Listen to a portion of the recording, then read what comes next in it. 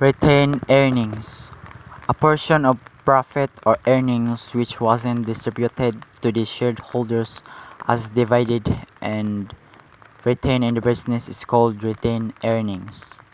Second, it is a source of internal financing or self-financing or ploughing back of profits. Third, the company can use its retained earnings as a source of finance. Trade credit.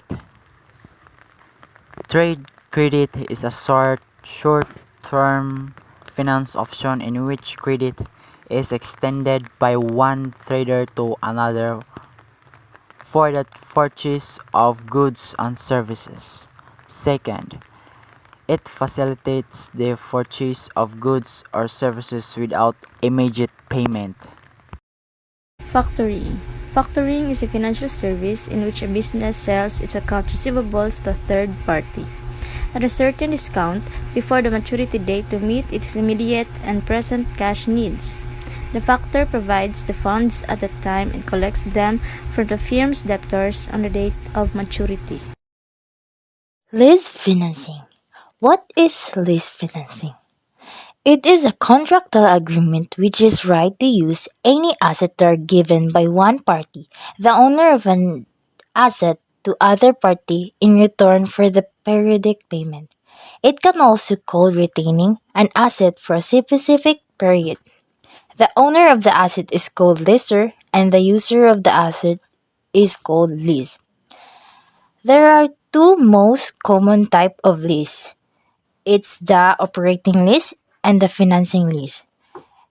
The operating lease is an asset rent by a business where the ownership of the asset is not transferred when the retainal period is complete. The financing lease is an alternative way of financing. Public deposit. The money that is directly raised from the public is called public deposit. The interest rates offered on public deposit are generally higher than bank deposit. It can be used to raise the medium and short-term requirements of a business. Any person who is interested in depositing money in an organization can do so by filling up the prescribed form. Commercial paper.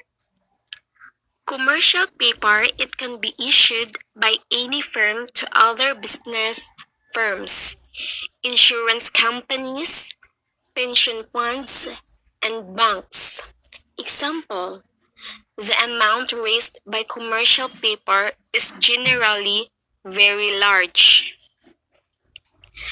As the debt is unsecured, the firm having a good credit rating can only issue commercial paper. Debentures. First, debentures is a type of financial instrument with a fixed rate of interest. Second, it is a type of long-term debt capital issued by the company as acknowledgement that the company has borrowed a certain amount of money. Last, interest can be paid half-yearly or yearly on debentures.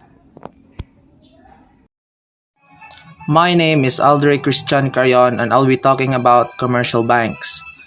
Commercial banks are very vital in providing funds as they provide funds for different purposes and different periods. Banks provide loans to firms in many ways like cash credits, overdrafts, term loans, discounting of bills, and issue of letters of credit. The rate of interest charged on such credit varies from bank to bank as well as the nature, amount, and period of that loan. Financial institution. They provide both own capital and loan capital for the long-term medium requirements. As the institution aim promoting the industrial development of a country, these are also called development banks. In addition to provide financial assistance, this institution also conducts survey and provide technical assistance and managerial services to organizations.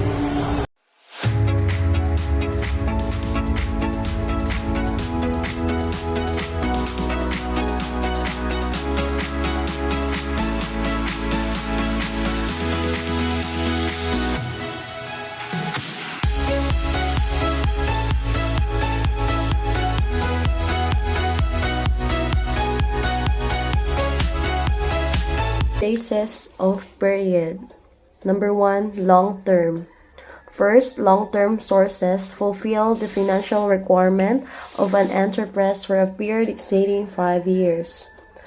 Second, it includes sources such as shares and debentures, long-term borrowing and loans from a financial institution. Number 2, medium term. When funds are requirements for more than 1 year but less than 5 years, then the company opts for medium-term finance option. These sources include borrowing from commercial banks, public deposits, etc.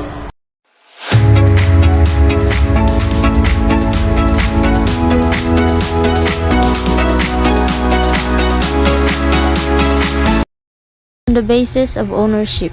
Number 1, owner's fund. Those funds which are provided by the owner of the enterprise are called owner's fund. Shares and retained earnings are some examples of the owner's fund. Number 2, borrowed fund.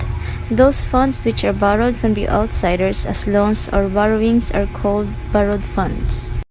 On basis of source generation. The two bases of source generation are internal source and external source. First, we tackle about internal source. The internal source is those funds that generate from inside the business. Example, collecting of receivables and disposing of supply intergors. Next is the internal source. It is the fund that include those sources lie outside the organization, such as the supplier, lenders, and inventor.